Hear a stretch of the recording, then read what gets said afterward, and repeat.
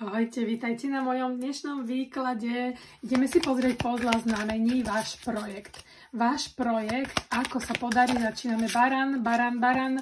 Pozri sa pravde rovno do tváre, baran. Čiže baran, niečo tu nechceš vidieť. Bík, ako sa to podarí, tvoj projekt, ako to bude s tvojim projektom, môj drahý bík. Ako to bude s tvojim projektom. Ako to bude? Bík. No bík, zrejme budeš sklamaný. Asi nie je tá vhodná doba. Blíženec, ako to bude s tým tvojim projektom? Ako to bude? Máš pravdu veriť tomu. Takže blíženci, verte tomu, že to vyjde. Rak, tvoj projekt. Aký bude tvoj projekt? Rak. Choď do toho rovno, rak. Lev, naši levi, ako to bude s vašim projektom? Ako to bude s tým tvojim projektom, môj lev?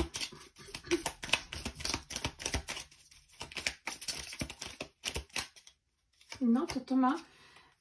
Ak sa všetko dobre skoordinuje, tak áno, potom to vyjde. Čiže daj si na tom záležať, hej, aby to bolo dobre všetko poskladané. Panna, ako to bude s tvojim projektom, panna? Na všetko je čas, čiže ešte neprišiel asi ten správny čas, ale ten čas príde, panna. Máme tu váhy. Odpoveď nie je pripravená, dobre, váhy a už mi skáče. Určite. Váhy, určite sa to podarí. Škorpión mi úplne vyskočil. Bude to potrebovať viac práce. Čiže zapracuj, škorpión. Strelec, ako to bude? Strelec, ako to bude s tým projektom?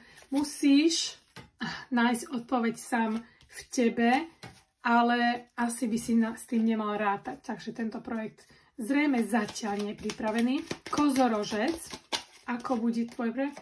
Nevidím tu východisko zatiaľ. Dobre, nevadí. Vodnár, pozrite, už mi všetky skáču. Vodnár. Vodnári.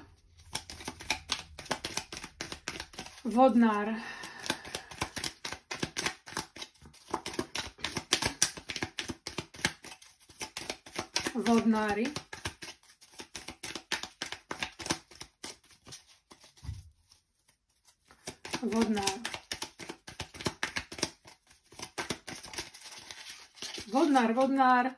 Všetko je ešte možné. A naše rybičky nakoniec.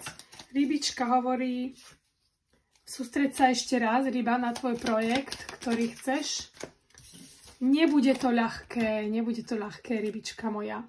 Takže takto na dnes. Ahojte, krásny deň.